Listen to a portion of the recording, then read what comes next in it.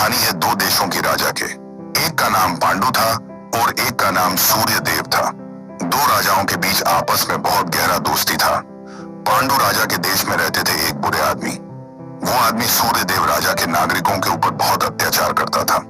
एक दिन सूर्यदेव राजा वह पूरे आदमी को सबक सिखाने के लिए उसे ढूंढने निकल पड़े थे, लेकिन वो बुरे आदमी का अत्याचार हद से बाहर चला गया था। एक दिन वो आदमी खंबे के पास खड़ा होकर किसी मासूमों के ऊपर अत्याचार कर रहा था। उसी दिन सूर्यदेव राजा घोड़े में सवार होकर उसी रास्ते से जा रहा था। मासूमों पर अत्याचार होते देखकर सूर्यदेव राजा बर्दाश्त ना कर सका और घोड़े में बैठकर तेजी से आया और उसकी गर्दन धड़ से अलग कर दिया। जब पांडु राजा को यह खबर मिला तो पांडु राजा आग बबूला होके सूर्यदेव राजा को हमला करने के लिए निकल पड़ा। पांडु राजा सूर्यदेव राजा के देश में हमला कर दिया और युद्ध शुरू कर दी। बहुत दिन तक युद्ध चला। बहुत सी मासूमों की जान गई और दोस्ती दुश्मनी में बदल गई। सूर्यदेव राजा दयालु थे। वो देश की मंत्री को यह खबर की और एक मीटिंग बिताया। मीटिंग में दो देशों का राजा और मंत्री और दो देशों का सेना मौजूद थे। मंत्री ने यह फैसला किया कि हर साल संक्रांति के 2 दिन युद्ध चलेगा।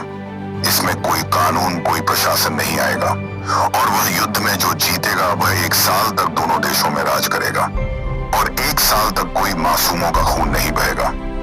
मंत्री का यह फैसला सभी ने स्वीकार कर ली और यह सिलसिला चलता रहा। दोनों देशों के भीतर खूनी खेल, खून का नंगा नाच चला रहा। कई साल बीत गए। दोनों देशों में लड़का पैदा होने से भी डरते थे। अगर किसी घर में लड़का पैदा हो जाता है तो उस बच्चों को मार दिया जाता था। एक दिन सूर्यदेव राजा की पत्नी एक बच्चे को जन्म दिया और उसके पिता ने देखा कि एक लड़का ने जन्म ली है और उसके पिता डर गए और बड़ी ही चालाकी से बच्चों को बदल दिया, क्योंकि पांडु राजा ने सारे हदें पार कर दी थी। अगर वो जनजाति की सूर्यदेव के घर लड़का पैदा हुआ है तो वो हैवान वो बच्चे को मार देता। इसलिए सूर्यदेव के पिता ने बच्चों को बदलकर एक मरा हुआ बच्चा राजा सूर्यदेव के गोद में दे दिया और बोला, बेटा तुम्हारा मरा हुआ बच्चा पैदा हुआ है। राज्य के सभी लोग राजा सूर्यदेव के घर के सामने खड़े हैं ताकि देख सके कि हमारे राजा के घर में लड़का पैदा हुआ है या लड़की। राजा सूर्यदेव मायूस होकर मरे हुए बच्चे को गोद में उठाए राज्यों के लोगों के सामने आया और बताया, हमारा बारिश आ गया ताकि राज्यों के लोगों को हिम्मत मिल सके कि हमारा रक्षक आ गया, और इसलिए राजा सूर्यदेव सबके सामने झूठ बोल दिया और सबको यह बात 25 साल तक छुपाने के लिए बोला। और उस साल संक्रांति के दिन मरा हुआ बेटे का गम लिए राजा सूर्यदेव युद्ध लड़ने गया और वो हार गया।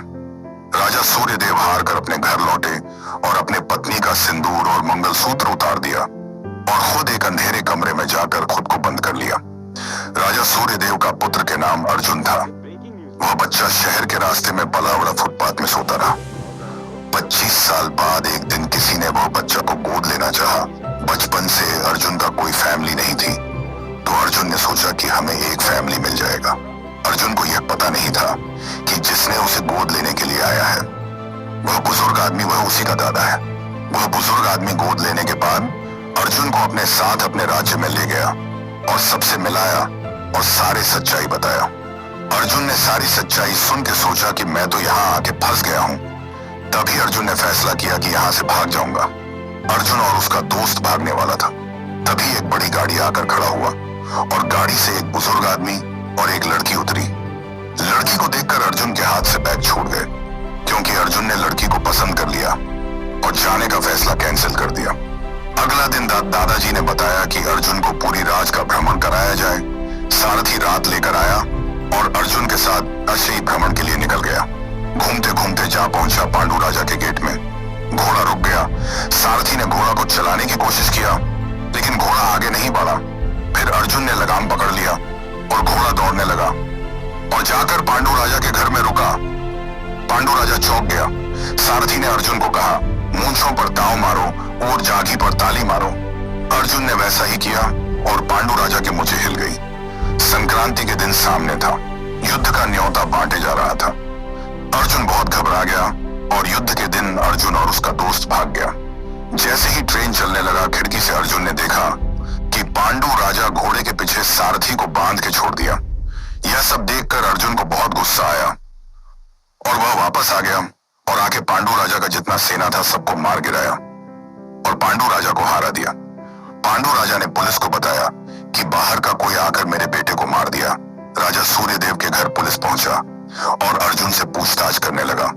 तभी अर्जुन का बहन आकर अर्जुन से कहा कि भैया मेरे सर पर हाथ रख के कहो कि आप ही मेरे भैया हो।